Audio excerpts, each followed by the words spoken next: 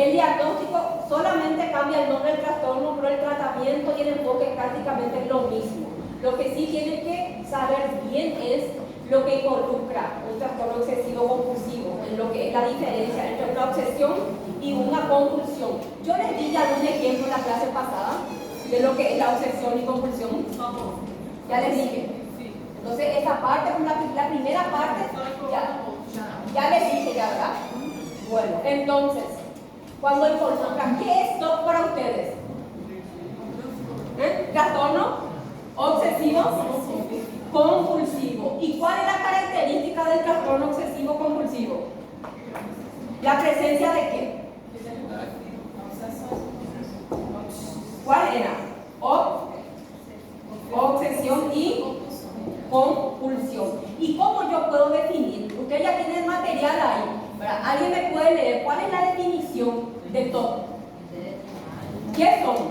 Son ideas.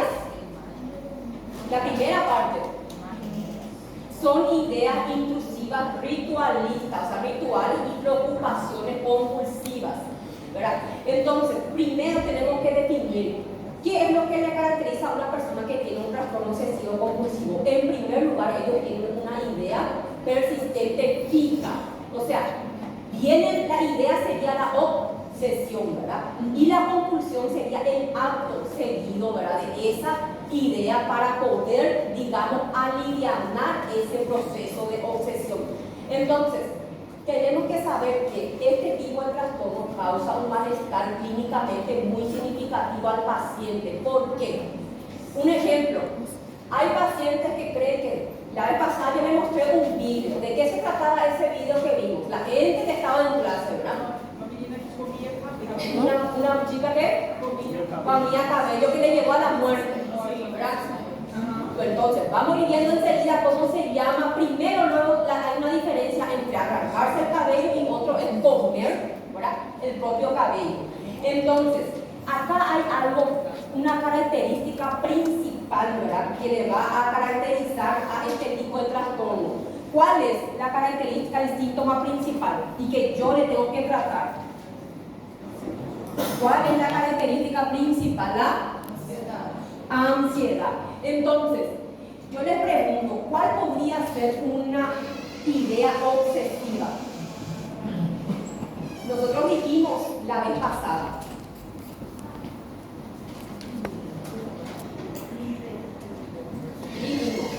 ¿Cuáles podrían ser algunas? ¿Qué son las obsesiones? Son pensamientos o impulsos mentales que vienen a continuación en la mente. Yo no le di ni un ejemplo la vez pasada. De la puerta, ¿verdad? ¿Qué puede ser la puerta? Quiere decir que ya dije ya. Esa idea persistente de que si yo no cierro la puerta, ¿verdad? Alguien puede entrar y alguien puede hacerme daño. O esa duda que yo tengo de no haber, dijimos, de no haber apagado el gas, de no haber cerrado el portón de la casa. Entonces, esas son mis ideas obsesivas. ¿Y cuál va a ser mi compulsión? Revisar varias veces, apaguarla, si yo cerré la puerta. ¿Cuál obsesiones pueden haber varias? ¿Cuáles pueden ser otras ideas obsesivas? Limpieza, la obsesión de limpieza, principalmente el mujeres, ¿verdad? El miedo, por ejemplo, a ser contaminado después de tocar algún objeto, ¿verdad? Entonces, ¿cuál va a ser mi compulsión si yo tengo miedo a ser contaminado por tocar este píxel? La obsesión va a ser lavarse las manos cada rato. Entonces, ¿cuál puede ser algo que no está en el slide? ¿Cuál puede ser una idea obsesiva? ¿Cuál puede ser una idea obsesiva y una compulsión que le siga a mi idea? ¿Qué puede ser una idea?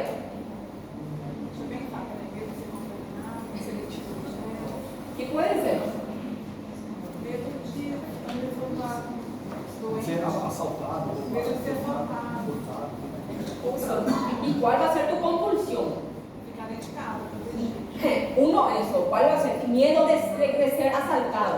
Hay dos opciones. La obsesión va a ser esa idea persistente, ese miedo que yo tenga de que alguien me robe, me asalte. La compulsión puede ser dos formas. No salir de casa, evitar salir, pero eso puede confundirse con otro tipo de trastorno que vamos a dar más adelante. La compulsión inmediata también puede ser. ¿Cuál va a ser la otra medida, principalmente en los hombres que son más radicales. Carregar uma arma. Andar con algún tipo de arma, ¿verdad? Eso es algo, por ejemplo, más radical. Isso é a primeira coisa, a arma. Entonces, ¿qué pasó? Doutora, uma vez eu li uma moça que ela não passava debaixo de fiação. ¿De qué? Fiação, que ela achava que ela poderia morrer, ela estava paralisada. Isso é um toque, porque a pessoa acha que se ela passar, ela vai morrer. Se não fazer o ato, vai ter uma consequência. Se enquadra em toque. Se encuadra. Pues, pero viste que el trastorno obsesivo compulsivo, la característica principal es ansiedad. Entonces, es un toque basado principalmente en síntomas de ansiedad, ¿verdad? Puedo diagnosticarle como un TOC, porque el tratamiento va a ser el mismo. Le voy a dar algo para poder calmar esa ansiedad. No llega a ser pánico. Porque el pánico, vamos a ver la próxima clase que trastornos de ansiedad generalizada, incluyendo agorafobia, fobia social, pánico, se manifiestan, tienen otras características principales, ¿verdad? Entonces, yo puedo catalogar eso dentro de lo que es un trastorno obsesivo compulsivo, ¿verdad? Porque tiene mucho lo que ver con la característica principal es la ansiedad. Entonces, lo que sí es la duda de la mayoría de las personas, y un ejemplo clásico siempre cuando uno se acuesta, no sé por qué siempre tiene duda, ¿será que apagué bien el gas? No sé por qué el mayor miedo, a mí ya me pasó ya, ¿será que apagué bien el gas? ¿Será que no cerré? Pero la diferencia es que yo soy tan religiosa que no me levanté a ver. Entonces yo no hice mi compulsión, preferí dormir con la duda, ¿verdad?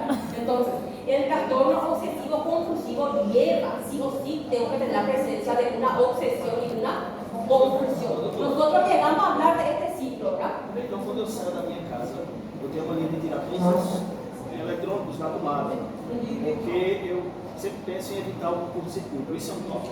Podría ser. Si ya incluye, ya es algo de casi todos los días, Sí. y vos te hace sentir mal.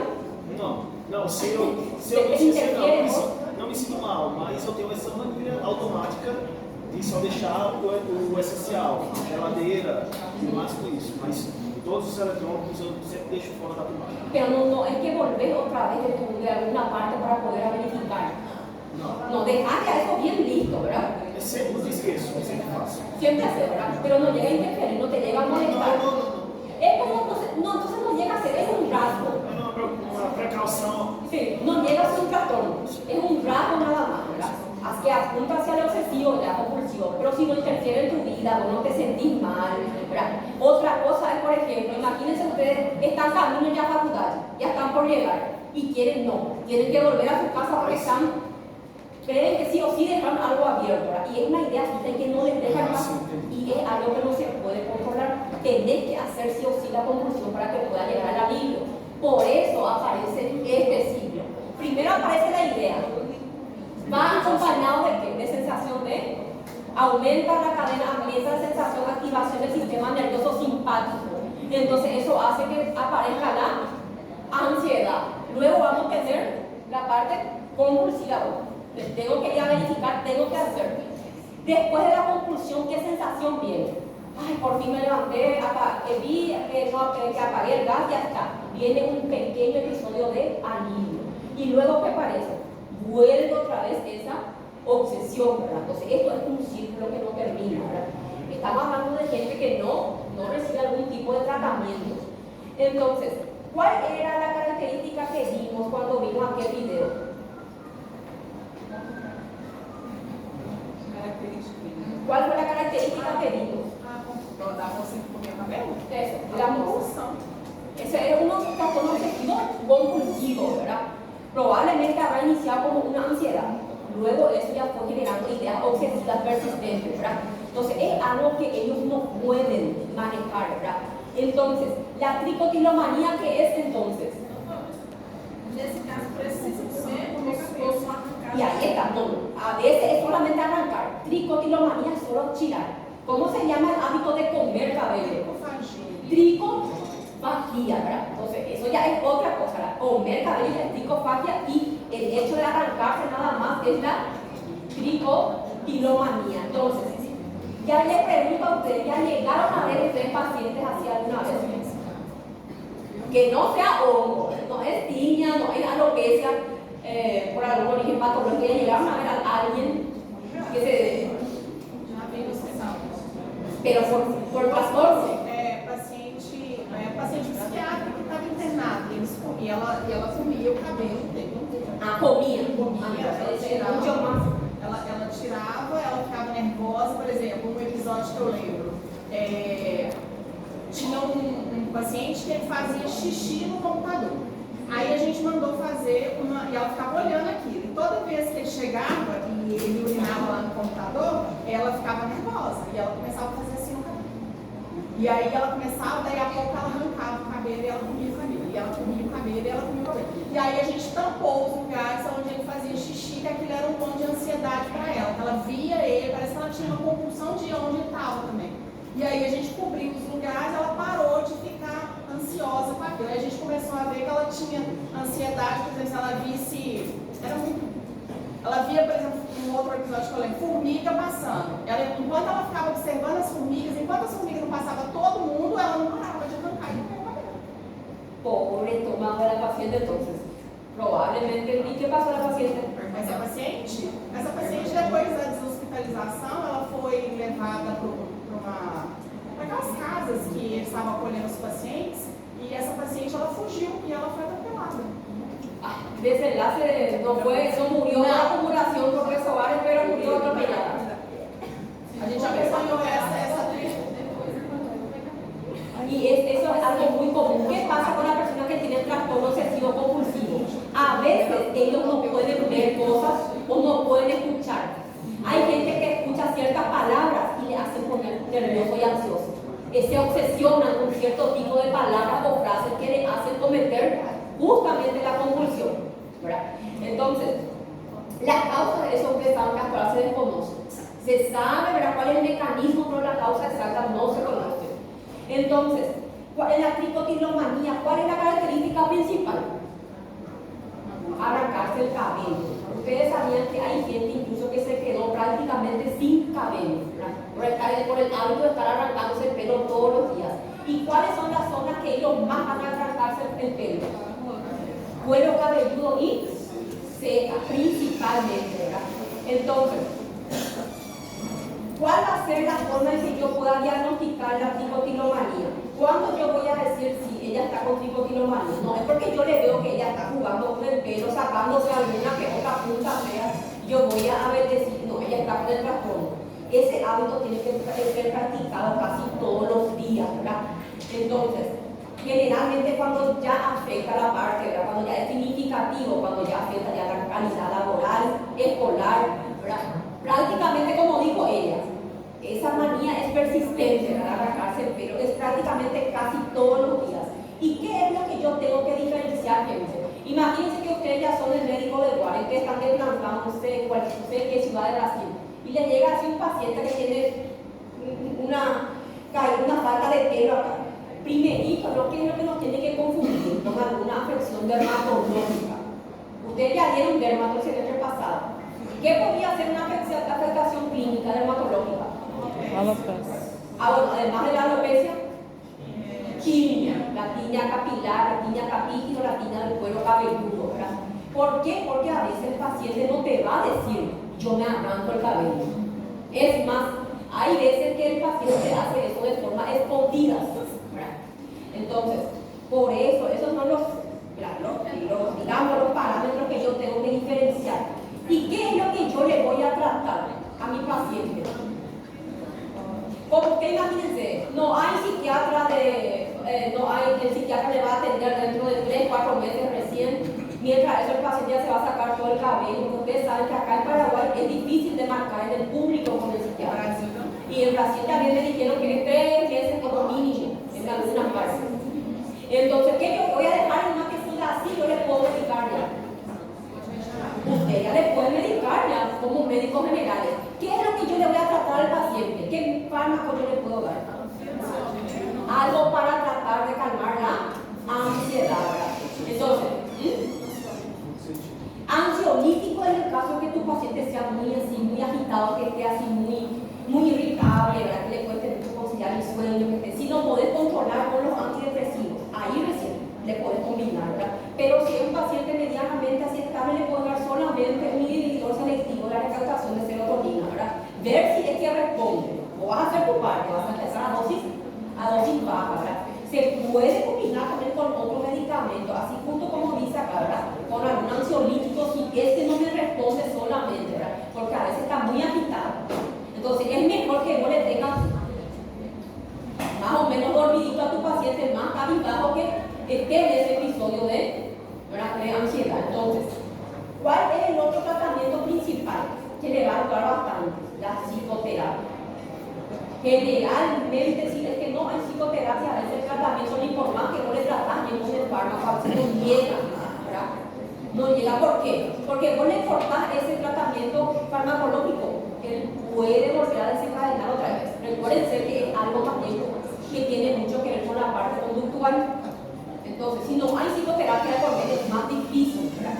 Entonces, le pueden pasar ustedes, ¿qué le van a dar entonces? Algo ¿para qué? Para calmar, ¿verdad? La ansiedad. ¿Pueden combinar con ansiolíticos? Pueden, ¿verdad? Ustedes no tienen que tener miedo de combinar, tienen que saber nomás la dosis, ¿verdad? No sé por qué la gente tiene tanto miedo de indicar, ¿verdad? Si ustedes están seguros del diagnóstico, pueden indicar, ¿verdad? Porque eso justamente es el problema. A veces los psiquiatras justamente se enojan por eso. Porque el ginecólogo, el clínico, todo el mundo hoy en día ya le indica, el endocrinólogo, ¿verdad? Pero muchas veces el acceso, ¿verdad?, hasta el psiquiatra ya es más difícil. Como les decía, el psiquiatra ya es la cuarta persona que le va al paciente. Entonces, ustedes pueden hacer esa primera, no les va a demandar el psiquiatra, no se va a enojar si es que ustedes le inician a dosis correcta. No es tampoco para iniciarle, no de entrada a dosis alta. Siempre van a ver que acá en Paraguay, por ejemplo, la mayoría de los psiquiatras van a empezar con una dosis fraccionada. Eso es los chats de psiquiatría. Siempre es medio comprimido, la mayoría de las veces, ¿verdad? Dependiendo del caso, ¿verdad? Pero si no es algo muy grave, siempre es medio comprimido. Generalmente se da por una semana o por 15 días hasta que el cuerpo se adapte y después recién toma su comprimido entero. Y si no mejora, ahí se combina o se alza más la dosis, ¿verdad? Pero ustedes no tienen por qué tener miedo, pueden indicar. Ahora, automedicarse ya es otra cosa, ¿verdad? Por eso es lo que nos vamos a dar psicofármacos, porque muchos no quieren saber psicofármacos para recetar, sino para consumir. Entonces, no digo que está de más consumirlo, si es que no hace, a veces ustedes consumen, a veces la gente consume sin ser necesario. Por eso tienen que diagnosticarle bien primero a su paciente, ¿verdad? Por lo menos estar seguro, ¿verdad? Seguro va a ser difícil, ¿verdad? Porque el diagnóstico en psiquiatría es difícil. De acuerdo a los síntomas de lo que ustedes van a tratar, ¿verdad? Paciente difícil, paciente ansioso, ¿verdad?, o paciente depresivo. Eso es lo que ustedes van a tratar, ¿verdad?, de poder tratar hasta que llegue al especialista. Algo también que es muy común, ¿verdad?, principalmente en una etapa, ¿verdad?, que inicia la etapa de la adolescencia, es el trastorno dismórfico corporal. ¿A qué hace alusión cuando ustedes escuchan el trastorno dismórfico corporal? ¿Qué ustedes se imaginan? ¿Cuál es la característica del trastorno? Anorexia entra en otro grupo que le llamamos trastorno de la conducta alimentaria. Acá tiene que ver más bien con otro es el tipo de características. Distorsión de imagen. El del dismórfico corporal,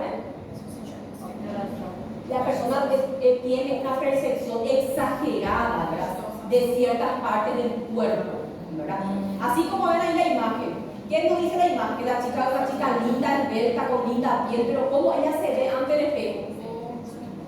Gorda, lleno de acné, con espinas, ¿verdad? Esa es la percepción que tiene. Entonces es algo totalmente distorsionado con respecto a su propia imagen. Hay dos puntos. Puede que el paciente ya esté exagerando, ¿verdad? Puede ser que haya algunas imperfecciones, pero para ante el paciente ya es algo exagerado. O puede ser que en el peor de los casos no tenga ningún tipo de imperfección y solamente sea parte producto, ¿verdad?, de la percepción, de su propia percepción o imaginación. Entonces, ¿cuándo yo voy a decir que es un trastorno dismórfico corporal? Espero que acá nadie tenga este trastorno. Si ustedes ven a su compañera que constantemente está frente al espejo, ¿verdad?, mirándose, o si no, dice que generalmente siempre está incontenta con su cuerpo. Ya pasó ya por la mano no sé cuántas cirugías, pero siempre se ve imperfecta, ¿verdad? Entonces, imagínense hoy en día cuántas personas seguramente estarán con este tipo de trastorno, pero que no son diagnosticadas. La gente normaliza querer hacer cirugía tras cirugía, ¿verdad? Es algo normal, ¿verdad? ¿Quién no quiere verse bien, verdad? Pero llega a tal punto de que la persona físicamente ya está bien, prácticamente ya llegó a la perfección, pero sigue, ¿verdad? Sigue viéndose, ¿verdad? Con algún tipo de defecto o alteración. Entonces, ¿en qué etapa comienza esto principalmente? Adolescencia. Ahora, esto no quita que una persona de 25 o 30 años pueda sufrir, principalmente en qué tipo de personas pueda aparecer más tarde. En esas personas que desde la etapa temprana nunca estuvo conforme con su cuerpo. A veces, ¿quién no, por ejemplo, en la adolescencia, ¿verdad? Yo siempre digo que la etapa más cruel es la parte del colegio. En el colegio. Los niños son malos y grandes cambios, ¿verdad? Somos tan crueles cuando somos criaturas, ¿verdad? A ver, cuando vos estás en el colegio te ponen apodos, ¿verdad? Que son sobrenombres, apodos. A mí que pobrecito es gordito, ¿verdad? El chanchito, el cerdito, si tenés hambre, magriño, con óvulos. Siempre. ¿Quién alguna vez ya no sufrió bullying en el colegio? ¿Quién de ustedes no? Bueno, la pregunta es: ¿quién sufrió bullying en la etapa del colegio? Todo el mundo, ¿verdad? Yo también. ¿Quién no sufrió? Me chamava de magrela. ¿Quién hizo el bullying? La mayoría.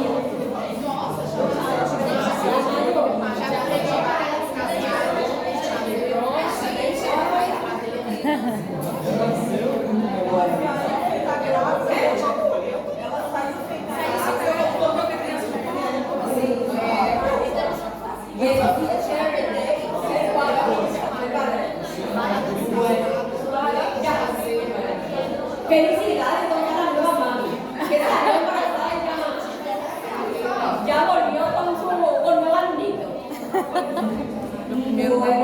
Entonces, todas acá fueron víctimas de bullying, alguna vez, ¿verdad? Entonces, eso puede ser también un factor desencadenante. Puede que la persona no haya desarrollado eso en la etapa de la adolescencia, pero esos son como pequeños vestigios o traumas que quieren, ¿verdad? ¿Y por qué no desarrollar en la etapa de la adultez? Otro punto muy importante. Algunos de ustedes, o ustedes mismos, espero que ninguno de ustedes tienen conocido o incluso capaz una propia experiencia personal. ¿Quién no creció bajo la demanda de una mamá muy exigente? ¿Cuántos casos yo escuché que la mamá le impone la visa? No, vos tenés que tener 90, 60, 90. Vos tenés que ser más niña, vos tenés que ser esto, aquello. ¿Verdad? Entonces, todos esos son factores también que llegan a influir, ¿verdad?, en la aparición de este tipo de trastornos. Entonces, tu mamá no le dice nada? A minha mãe não, é falando disso porque a minha mãe, quando eu fiquei grávida a primeira vez, a minha mãe falava assim, você tá vendo, né? Porque eu sempre fui magrinha, a mamãe falava assim, se você não sair do hospital de cinta, você vai ficar barriguda igual a mulher barriguda. E a da cinta ficava na minha cabeça, tem que usar cinta, tem que usar cinta, tem que usar cinta. Eu vivia de cinta apertada, porque a minha mãe falava que a barriguda vai crescer a cinta. Então no hospital eu já saí de cinta e eu vivi de cinta até pouco tempo agora, eu nem me livrei da cinta. Mas eu vivia de cinta. Pero ve la ventaja, por lo menos te quedaste así flaquita otra vez. No te fue para tu como te dijo tu mamá. Mas eu vivi de cinta. Eu não ficava sem cinta. Todo eso, ¿verdad? Muchas veces la educación que uno recibe en casa influye bastante, ¿verdad? ¿Cuántas chicas llegó trastornadas por la propia madre, por la propia familia, o quién alguna vez no fue comparada por la prima?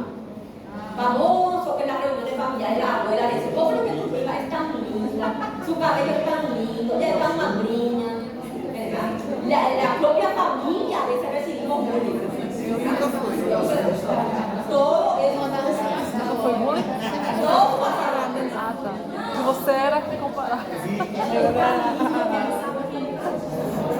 A que comparava, né? Você era a regra.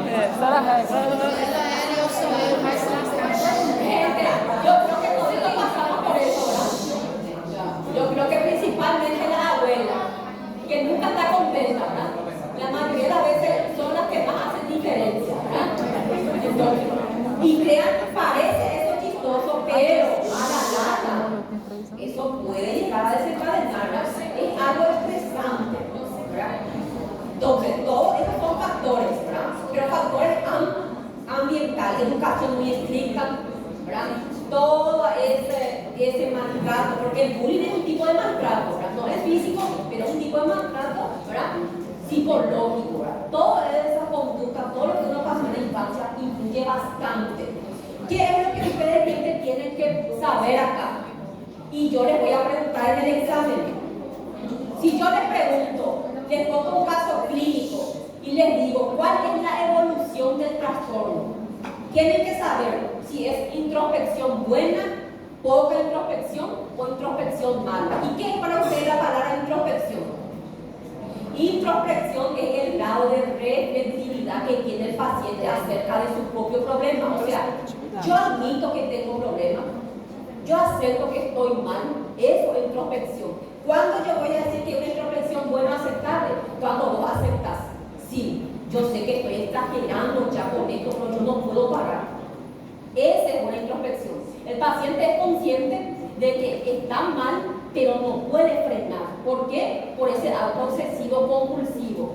¿Cuándo yo voy a decir que tiene poca introspección? En realidad es cuando el paciente te dice, no es que acepta por completo.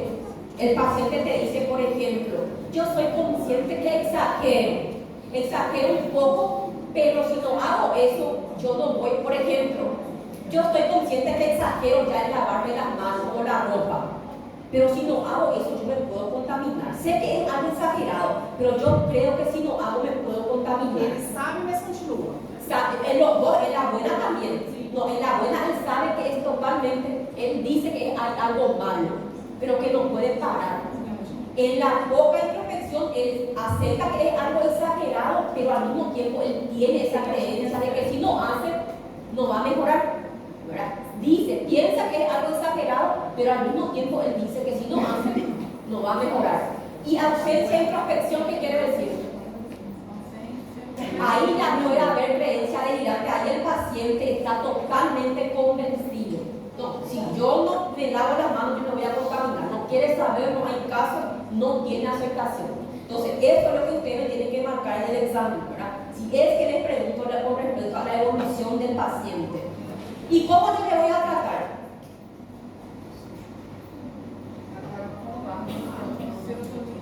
La misma cosa, puedo implementar la utilización de antidepresivos como también la psicoterapia. Ahora, ¿qué es lo que va a pasar con este tipo de pacientes? Este tipo de paciente, ¿qué es lo que va a buscar si es que cree que tiene algún defecto en el cuerpo? Va a buscar la manga de bisturí, va a buscar el cirujano plástico. Si cree que tiene algún defecto en los dientes, va a buscar al odontólogo, al dermatólogo. Pero ¿qué pasa? Todo tratamiento de esta especialidad van a ser fallidas, ¿verdad? Siempre van a fracasar. ¿Por qué? Porque el trastorno en sí se enfoca en la parte, ¿verdad?, justamente psiquiátrica. Entonces, no importa cuántas veces vaya al odontólogo, no importa cuántas veces pase por la mano del cirujano, los síntomas no van a mejorar. Y este es un trastorno que es muy frecuente en las viejitas, no solo las viejas, Agora já ia falar, só que tem na Discovery.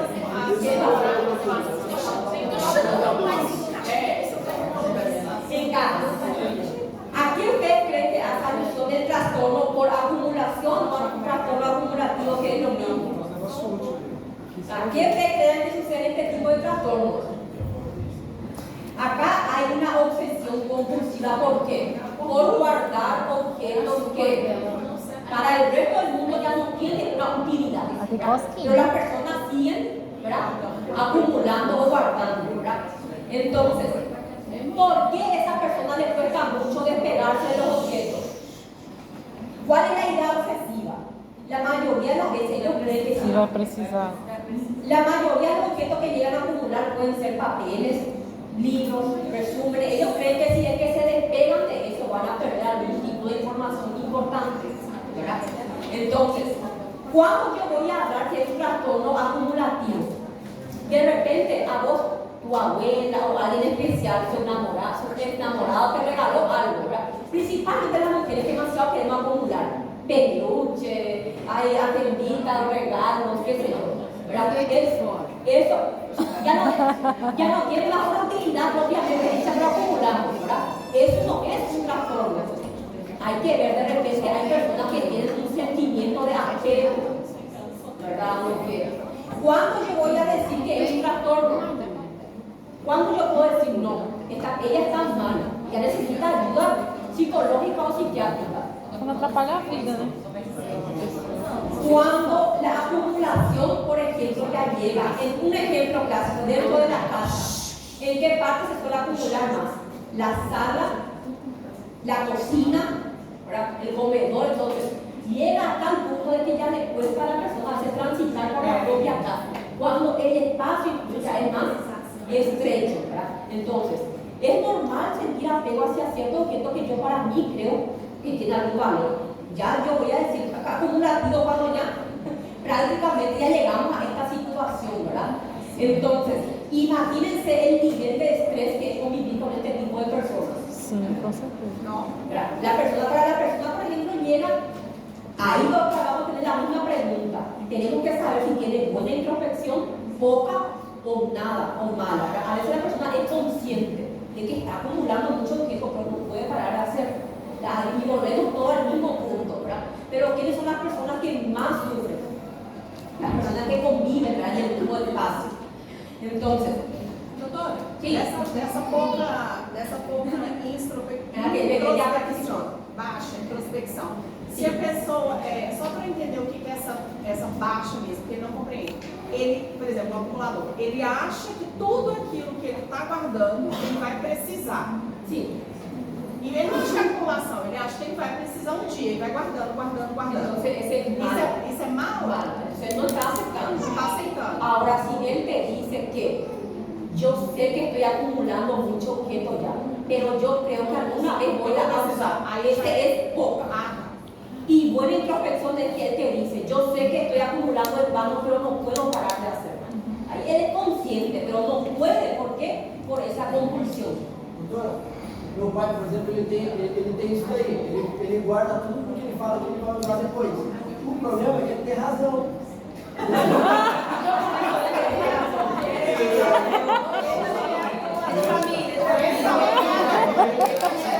Eu tenho isso daí. Eu falo, vai que eu uso depois.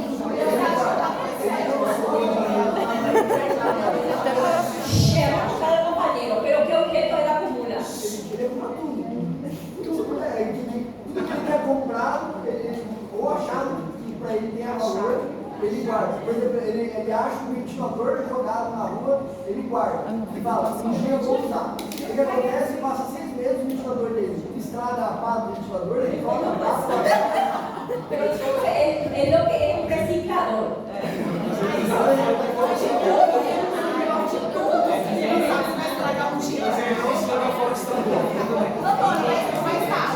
Eu entendo que ele aproveita ele gosta da limpeza, mas ele guarda aquele fio que um dia ele gosta mais.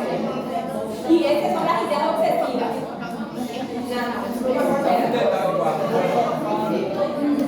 Y ustedes sabían que si el papá es así, la mayoría de las veces el hijo también vuelve a repetir el mismo patrón. Vos también acumular cosas.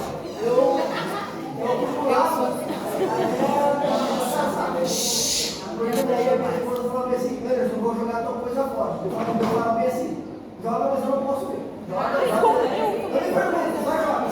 Entonces vos no tenés trastorno. Não, eu jogo fora.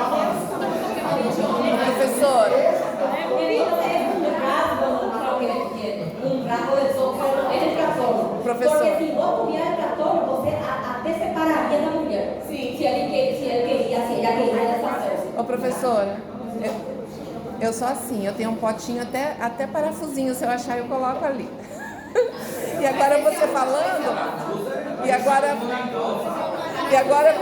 você falando, meu pai é assim, meu pai era assim. Hã? Nossa, esse transtorno de coração.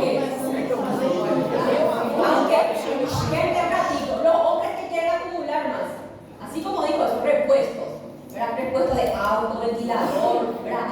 Hay gente que acumula eso porque es automática, pero algunos no tienen esa manía de ser recicladores, ¿verdad?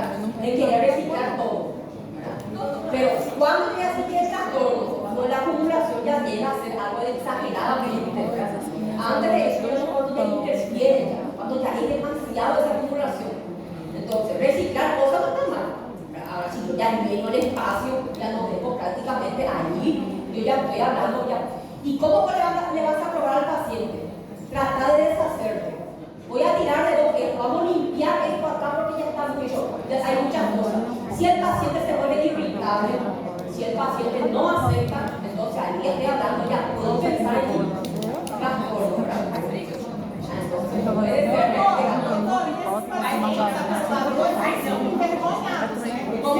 Os pacientes acumuladores, eles têm vergonha, assim, dentro que as outras pessoas vejam como eles estão vivendo, não? Ok, ya hicieron llorar, ya me principalmente lo que tienen mala introspección. Para que para ellos sea algo normal. Ahora, si tiene buena introspección, aprende el positivo. Tem que ficar de pé. Y este tipo de trastorno, ¿a qué les parece?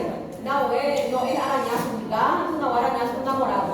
Trastorno por exfoliación. ¿A qué tipo de trastorno hace referencia?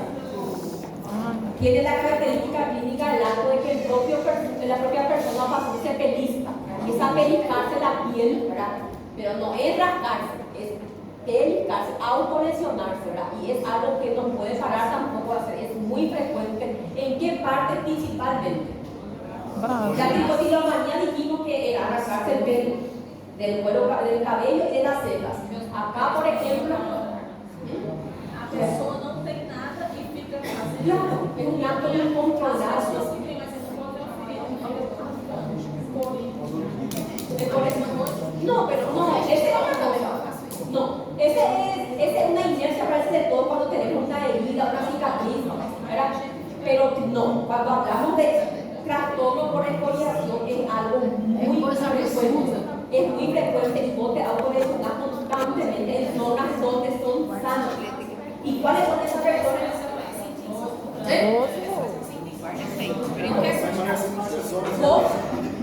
Vos no querés hacerte daño, nadie quiere autolesionar, pero es algo involuntario, o sea, es algo difícil de controlar, ¿verdad? Es algo...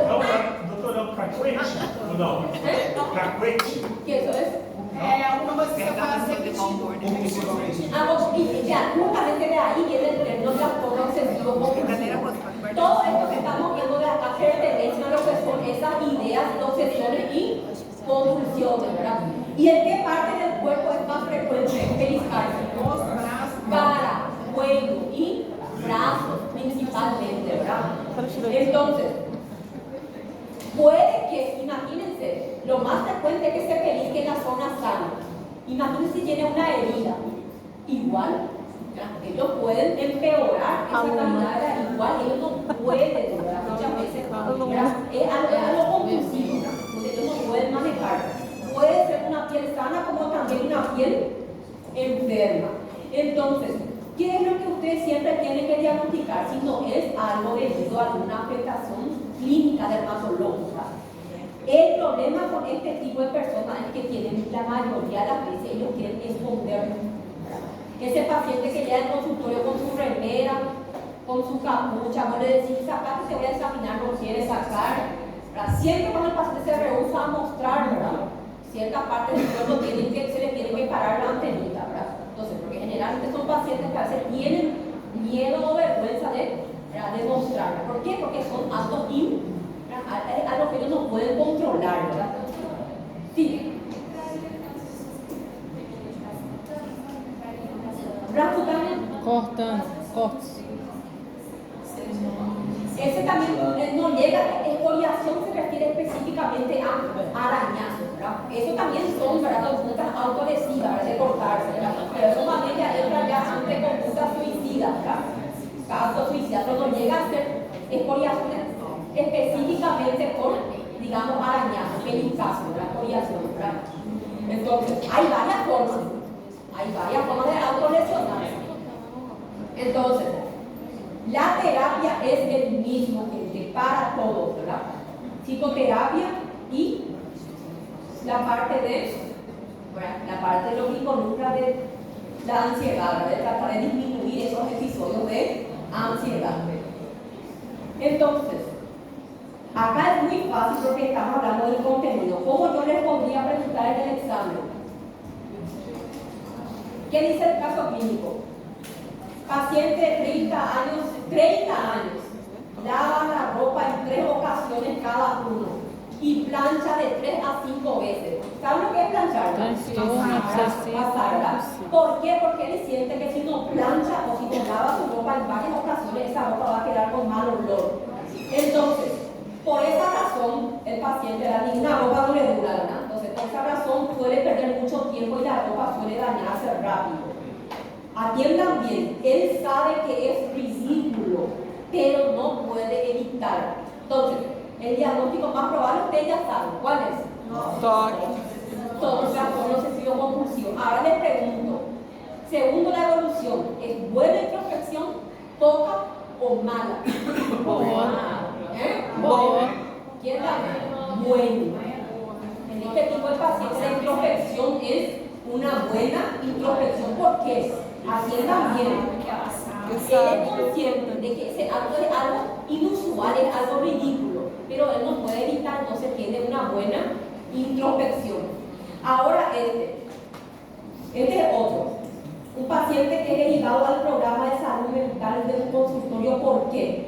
Luego de una atención dental, refiere que sus dientes están chuecos. ¿Qué es chueco? Que se ven mal, ¿verdad? Que están mal formados y que lo hacen ver horrible. Por ese motivo, él no se ríe o si no tapa la boca. Insiste que debe recibir tratamiento por el odontólogo, por el ortodoncista. Sin embargo, ¿qué pasó con el odontólogo?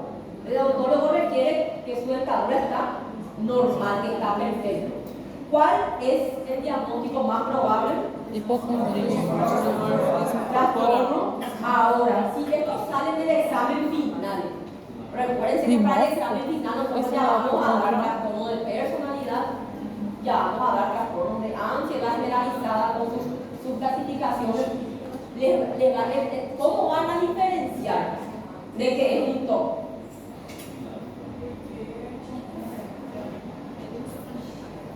Porque no sabe. Primero hay que tener siempre el tiempo, ¿verdad? El tiempo, la evolución y el acto, ¿verdad? Acá, por ejemplo, es claro que él tiene un problema con la parte de la dentadura, que es algo que está solamente dentro de lo que es la percepción. Pero algún momento mencionó delirio, mencionó alucinación, no, entonces descartado ya cualquier trastorno con síntomas psicóticos, ¿verdad? Entonces, si es así es fácil, ¿verdad? Pero recuerden que el examen va a ser una mezcla de todo un poco, dependiendo de cómo se porta.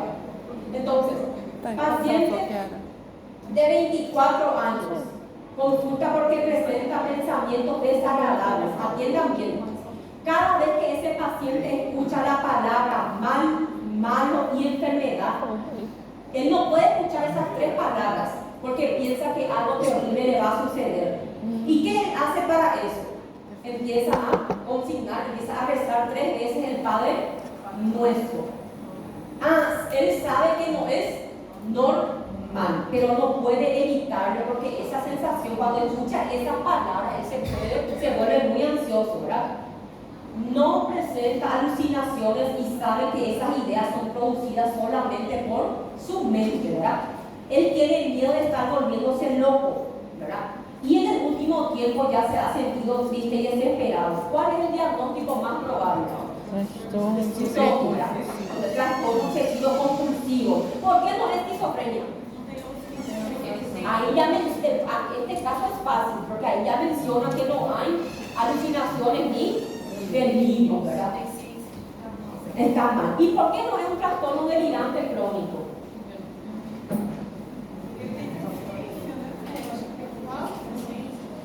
Bueno, por la conciencia. ¿Y por qué también? Trastorno delirante crónico, porque no encaja en ninguno de los subtipos.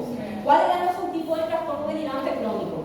Ele acredita que tudo é real, ele sabe que tudo não é real. Son ideas fijas persistentes, ¿verdad? Que podrían ser, ¿se recuerdan la clasificación? Xenotípico, persecutorio, automaníaco.